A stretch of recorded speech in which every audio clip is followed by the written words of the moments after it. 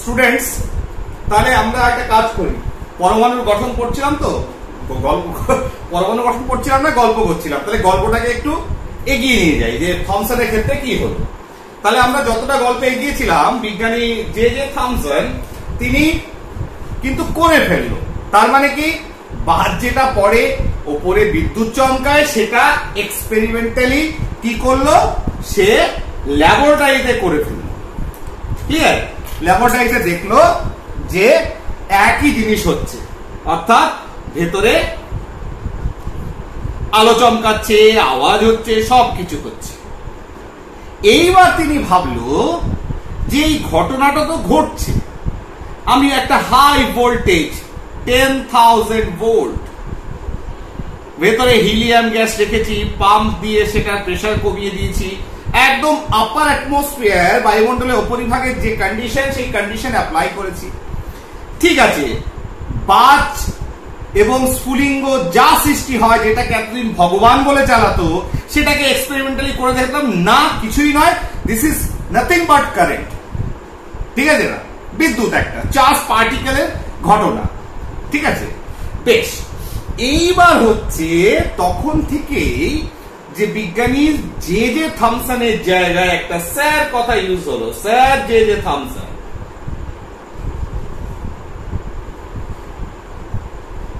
এবং খানিকটা ভগবানের মতো তাকে সম্মান করতে আরম্ভ করলো সবাই।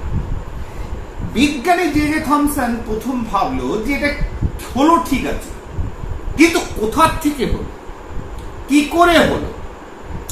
তা বিজ্ঞানী জে জে থমসন কি করতো, যেহেতু ওরা খ্রিস্টান ছিল, তিনি কি করলেন, একটা প্লাস, এটা গোল কেন করলাম, কেননা তার পিছনে কারণ আছে। তিনি কি করলেন, একটা প্লাস, একটা মেটালের টুকরোকে বা ওই ধরনের কিছু একটাকে, মেটাল না হোক, একটা প্লাস তড়িৎ পরিবাহী কিছু একটা পদার্থকে এখানে রাখে, প্লাস রাখার পর যখন এক্সপেরিমেন্ট করলো, তখন দেখলো যে প্লাসের একটা শ্যাডো অ্যানোডে তৈরি হয়েছে।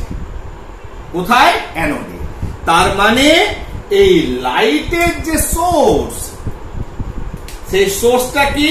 অবশ্যই ক্যাথোড।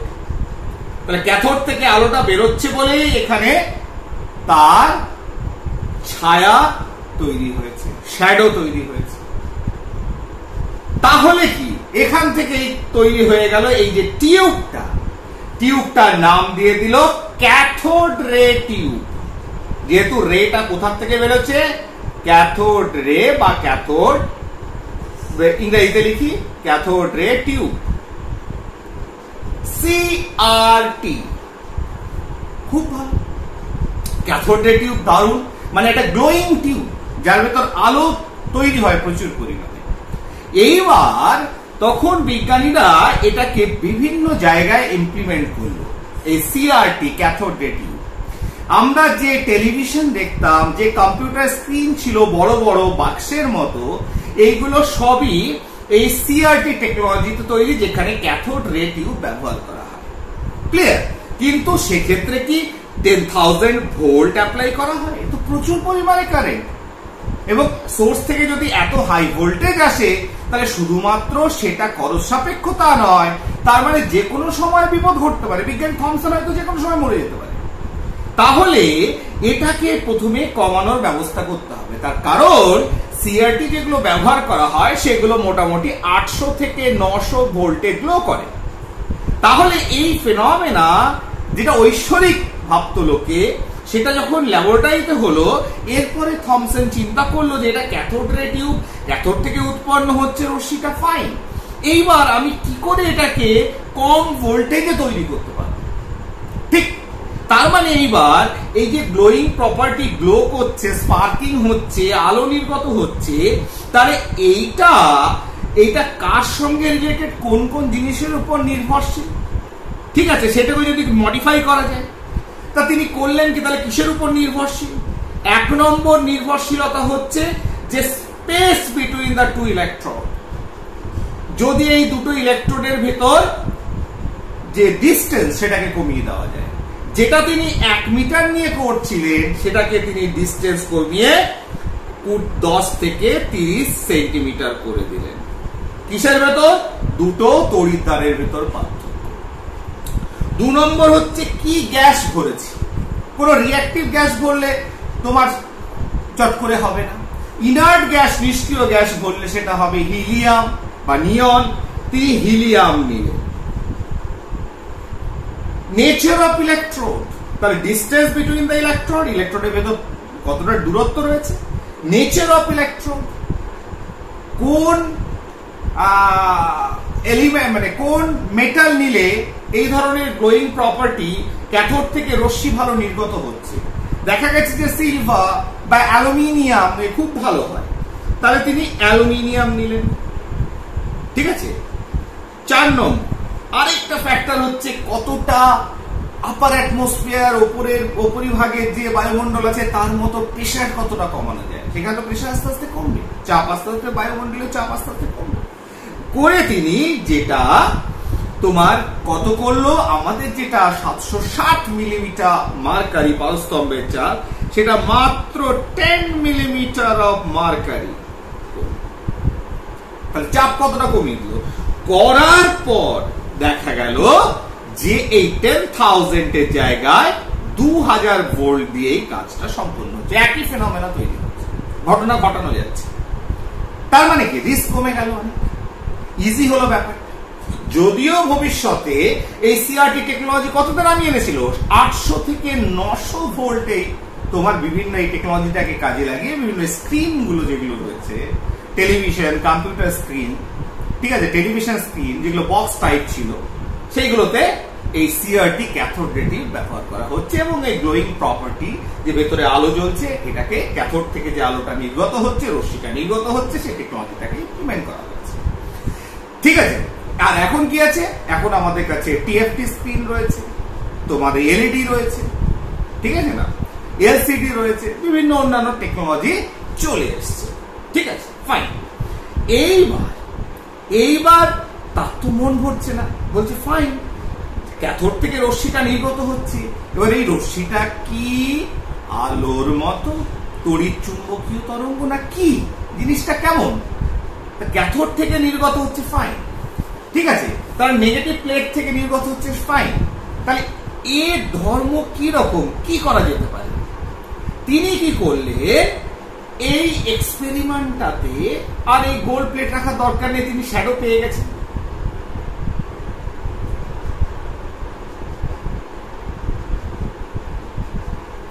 তিনি এবার একটা কাজ করলেন, এইখানে একটা চাকতি রেখে দিলেন, এরকম প্লেট,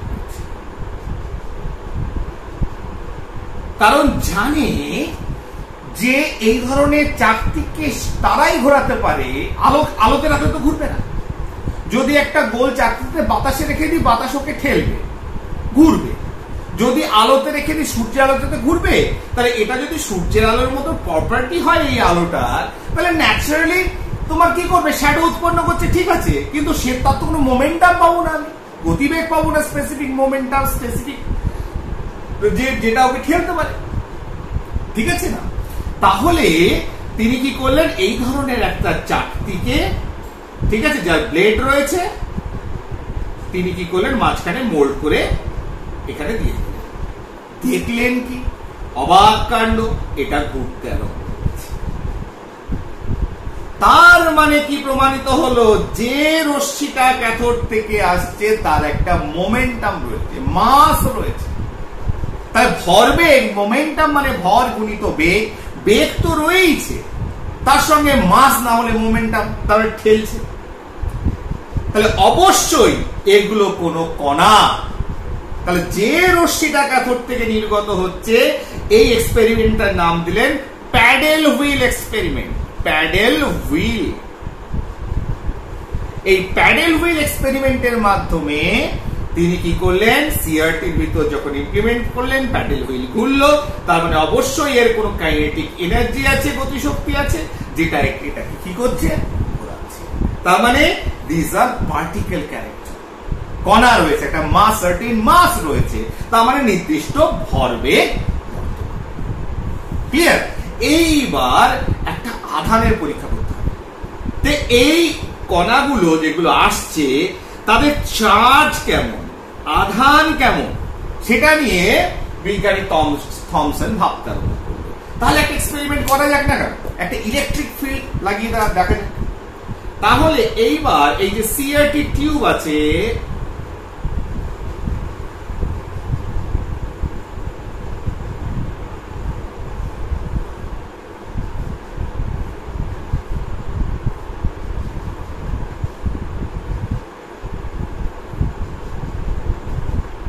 ক্লিয়ার?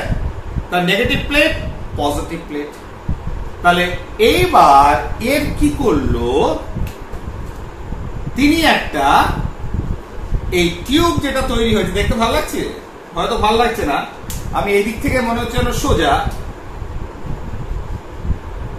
যেটা লাইটে চ্যাপ্টার করতে গিয়ে খুব প্রবলেম হচ্ছিল আমার, ঠিক আছে, এই ছবিগুলো নিয়ে। কারণ আলোর ক্ষেত্রে অনেক ডায়াগ্রাম রয়েছে যেগুলো সোজা করে করতে হয়। যাই হোক, তাহলে এই টিউবটাতে ইউ ক্যান আন্ডারস্ট্যান্ড ইট, হ্যাঁ, this is a cathode ray tube, CRT. এইবার কি করলো, তিনি কি করলো, এই দুদিকে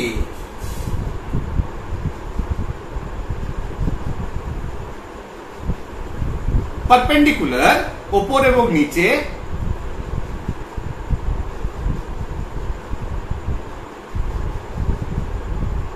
একটা ইলেকট্রিক ফিল্ড লাগিয়ে দিল। This is negative plate, this is positive. তারপর তিনি দেখলেন যখন এর প্যারালাল, এর পারপেন্ডিকুলার টু এটার ক্ষেত্রে এটা যখন লাগানো হলো ইলেকট্রিক ফিল্ড, তড়িৎ ক্ষেত্র একটা ডিসি দিয়ে চার্জ করে দিলাম, তখন এখান থেকে যে রশ্মিগুলো এইভাবে আসছিল, সোজা বেরিয়ে যাচ্ছিল, শ্যাডো ফেলছিল, ঘোরাচ্ছিল প্যাডেল হুইলকে, সে কি করলো, ওই পজিটিভ প্লেটের দিকে চলে গেল। তার মানে কি প্রমাণিত হলো এটা দিয়ে? তাই এক নম্বর হচ্ছে শ্যাডো তৈরি করলো, তার মানে ক্যাথোড থেকে বেরোচ্ছে ক্রসে। 2 নম্বর এক্সপেরিমেন্ট প্যাডেল হুইল, যেটা প্রমাণিত করলো এটার একটা পার্টিকুলার মোমেন্টাম রয়েছে, ভরবেগ রয়েছে, অর্থাৎ ভর রয়েছে, কণা ধর্মী। 3 নম্বর যেটা এখানে প্রমাণিত হলো, যখন তড়িৎ ক্ষেত্র চালনা করলাম যে এটা পজিটিভ প্লেটের দিকে বেঁকে যাচ্ছে, মানেটা কি? তার মানে এটা অবশ্যই নেগেটিভলি চার্জ, ঋণাত্মক তড়িৎ। ক্লিয়ার? নেগেটিভলি চার্জ, ঋণাত্মক তড়িৎ। এইবার এই যে নেগেটিভলি চার্জ এটা প্রমাণিত হয়ে গেল, এরপরে তিনি করলেন যে এই পার্টিকেলস গুলোর এর ভেলোসিটি, বেগ, কেমন বেগে এরা আসছে না, খুব স্লো পার্টিকেলস, খুব স্থির করা। 4 নম্বর তিনি একটি চুম্বক ক্ষেত্রের সাহায্য নিলেন। কিসের সাহায্য নিলেন? চুম্বক ক্ষেত্রে। কি ধরনের চুম্বক? অশ্বক্ষুরাকৃতি চুম্বক।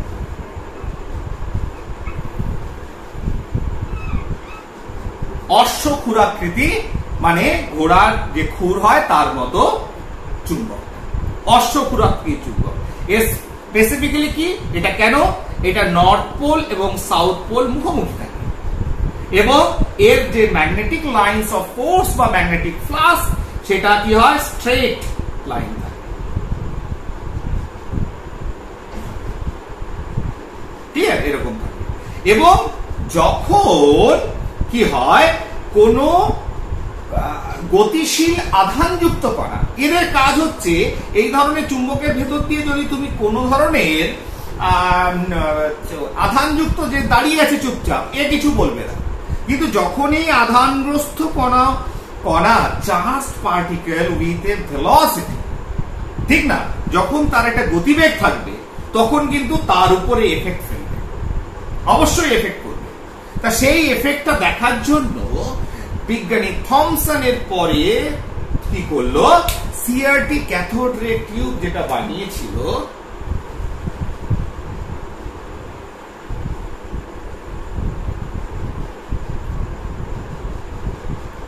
ক্লিয়ার?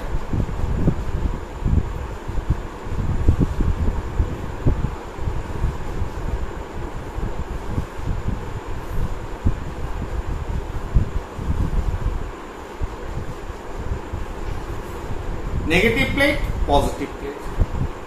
ক্লিয়ার? এবার একটা সাকশন পাম্প, যা যা থাকে আর কি, হিলিয়াম গ্যাস ইত্যাদি ইত্যাদি আছে। এইবার এখানে কি করলো, একটা হর্সশু ম্যাগনেটকে রেখে,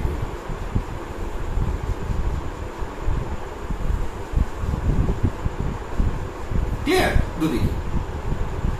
এইবার এর ম্যাগনেটিক লাইন্স অফ ফোর্স কেমন আছে, এরকম আছে। দেখা গেল যে এখান থেকে ক্যাথোড থেকে যখন রশ্মিগুলো আসছে, আসার পর এটা কি হচ্ছে, বাইরের দিকে এরকম বেঁকে যাচ্ছে, ওই দিকে এবং এই দিকে, দুদিকে বাইরের দিকে বেঁকে যাচ্ছে।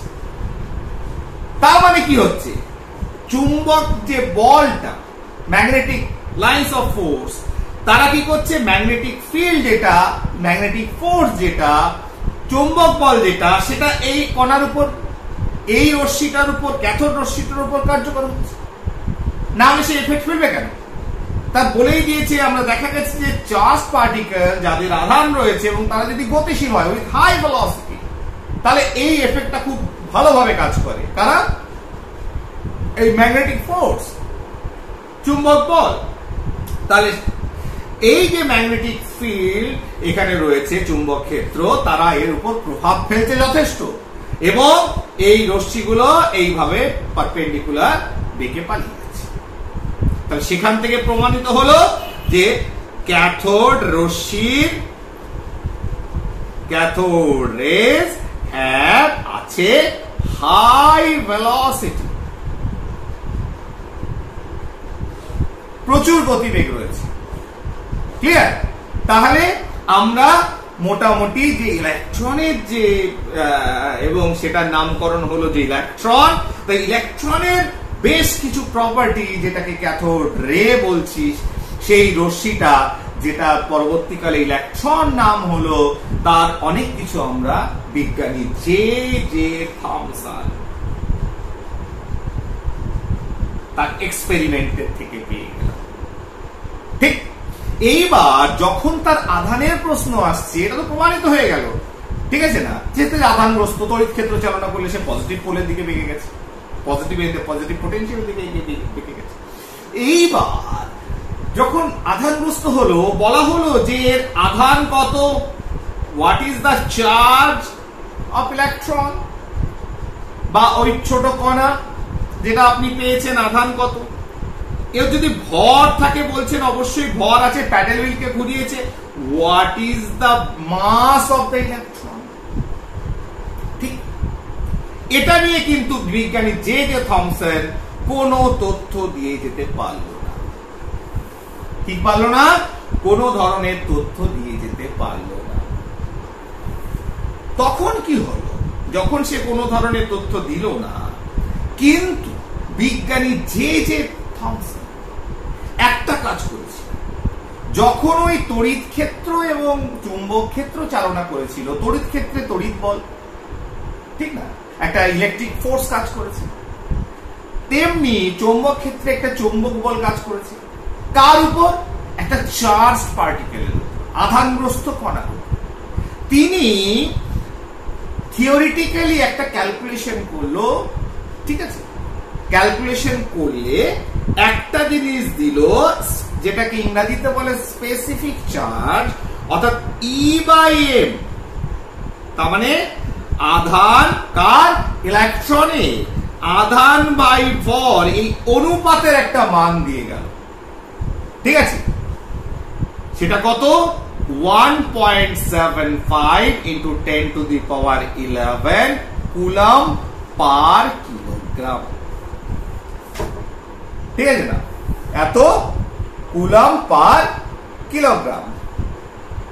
তাহলে এই যে ভ্যালুটা, এটা যখন তিনি এক্সপেরিমেন্টটা একবার তো করেন, বহুবার এক্সপেরিমেন্টটা করেছে ইলেকট্রিক ফিল্ড এবং ম্যাগনেটিক ফিল্ডে এফেক্টটা নিয়ে, এবং যে ম্যাগনেটিক ফোর্স, ইলেকট্রিক ফোর্স যেটা কাজ করছে একটা আধানগ্রস্ত কণার উপর, সেখানে এই ক্যালকুলেশনটা হয়তো হায়ার লেভেলে ক্লাস 12 আছে কিনা আমাদের কেমিস্ট্রিতে তো নেই, তবে হয়তো গ্র্যাজুয়েশনে আছে, অবশ্যই আছে।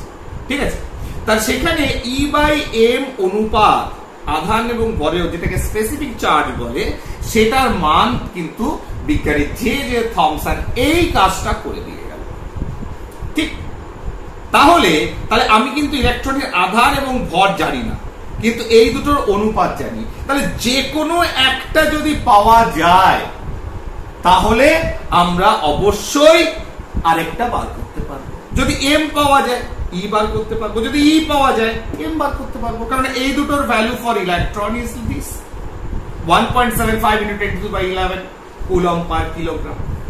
এইবার ওই যে ঋণাত্মক নেগেটিভলি চার্জ পার্টিকেল ইলেকট্রন, ঠিক আছে, এই ইলেকট্রন যেটা আবিষ্কৃত হলো, একটা পার্টিকেল যেটা অ্যাটমের ভেতর রয়েছে, তাহলে সেই যে নতুন কণা আবিষ্কার করলো বিজ্ঞানী স্যার জে জে থমসন, তাহলে তিনি তো পারলেন না এটা করতে, এটা বিজ্ঞানী মুলিকান একটা অয়েল ড্রপ এক্সপেরিমেন্ট করেছিল, যেটা হয়তো গ্র্যাজুয়েশনে তোমাদের রয়েছে অবশ্যই। ঠিক আছে, একটা ভ্যাকুয়ামের ভেতর দিয়ে, একটা ইনার্ট অ্যাটমসফিয়ারের ভেতর দিয়ে একটা তেলের বিন্দু ফেলেছিল। তো এটা আছে ওখানে, ইলাবোরেটেড করা আছে ওখানে। তার ভেতর যে একটা ইউনিট চার্জ যেটা গেইন করেছিল এই তেলের বিন্দুটা, তাহলে একক আধান যেটা এটা গেইন করেছিল, এইভাবে তিনি ক্যালকুলেশনটা করেছিলেন, তার মান তিনি পেলেন কত 1.6 × 10⁻⁻19 কুলম্ব। ঠিক আছে, এবার যেহেতু ইলেকট্রনের আধান নেগেটিভ, তাহলে এইটাই বললেন যে এই ধরনের পরমাণুর ভেতর উপস্থিত মেবি পরবর্তীকালে প্রোটন পাবো, maybe electron, maybe proton, what ever it is, তাদের আধান হচ্ছে এটা। ইলেকট্রন যেহেতু নেগেটিভলি ঋণাত্মকতাগ্রস্ত, এটা হচ্ছে -1.6 × 10⁻⁻19 কুলম্ব। এটা কে পেল? মুলিক্যানের তোমার অয়েল ড্রপ এক্সপেরিমেন্ট করে এটা পেল। ন্যাচারালি তুমি যখন এটা পুট করছো মুলিক্যান, তার মানে কি ইলেকট্রনের আধান, ইলেকট্রন আবিষ্কার হয়ে গেছে, তার আধান আবিষ্কার হয়ে গেছে কত ইলেকট্রনের, ই চার্জ -1.6 × 10⁻⁻19 কুলম্ব। এইবার যখন এই ভ্যালুতে পুট করছো যে ই পেয়ে গেছো কত 1.6 × 10⁻⁻19 coulomb divided by m is equal to 1.75 × 10⁻11 coulomb. তাহলে এটা যদি এখানে নিয়ে আসি তাহলে কত হয়ে যাবে? তাহলে অতএব আমার m is equal to m চলে এলো 1.6, আর এরপরে আর দশমিকের পরে আরো ডেসিমাস রয়েছে, ওটা আমি লিখছি না, 10⁻19 coulomb divided by 1.75 × 10⁻⁻19 coulomb per kilogram is equal to কত 9.1 বা 9.108 ইনটু এটা উপরে চলে যাও, দেখবে এটা যদি ভাগ করো নিজেরাও ক্যালকুলেটরে, দেখবে 0.91 এরকম আসছে। তাহলে 9.1 এটা উপরে চলে গেলে কত হবে 10⁻⁻31 কিলোগ্রাম। কত আসছে 9.1 × 10⁻⁻31 কিলোগ্রাম। তাহলে কি ভর অফ ইলেকট্রন, তার মানে E/M রেশিও থেকে আমি মাস পেলাম, চার্জ পেয়ে গেছি of that small particle present in atom. কি পার্টিকেল? Negatively charged particle. ঠিক আছে না? ফাইন, বেরিয়ে গেল।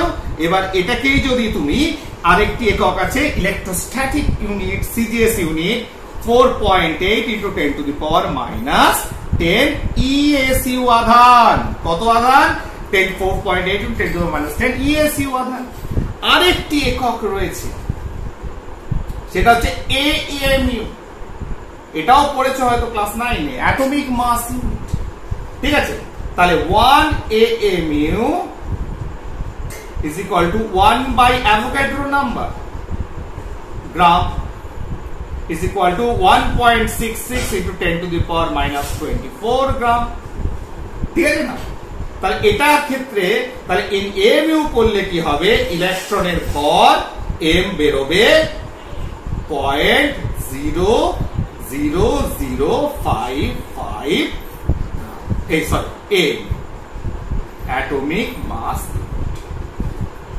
ঠিক আছে না? 0.00055 AMU এটা হচ্ছে কি ইলেকট্রনের মাস ইন অ্যাটমিক মাস ইউনিট, ঠিক আছে। ইন কেজি এটা গ্রামে চলে আসবে, অসুবিধা নেই, ঠিক আছে, অসুবিধা নেই। গ্রামে কত হবে তোমরা বুঝতে পারছো, 3টে করে দেবে। আচ্ছা, চার্জ এটা কত হবে, এটা for charge in coulomb, this is charge for কি ইএসইউ ইলেকট্রোস্ট্যাটিক ইউনিট। তাহলে আমরা মোটামুটি ইলেকট্রন অর্থাৎ ঋণাত্মক আধানগ্রস্ত কণা যেটা পরমাণুর ভেতর থাকে সেটা আজকে এখানে এটা এন্ড করছি। তারপর দেখা যাক গল্পটা কোথায় এগোয়। তাহলে আশা করি গল্পটা ভালোই লাগছে। তাহলে এইভাবে আমরা গল্প করে করে গল্পের মাধ্যমে আমরা পরমাণুর গঠনটা বোঝার চেষ্টা করব। Thank you.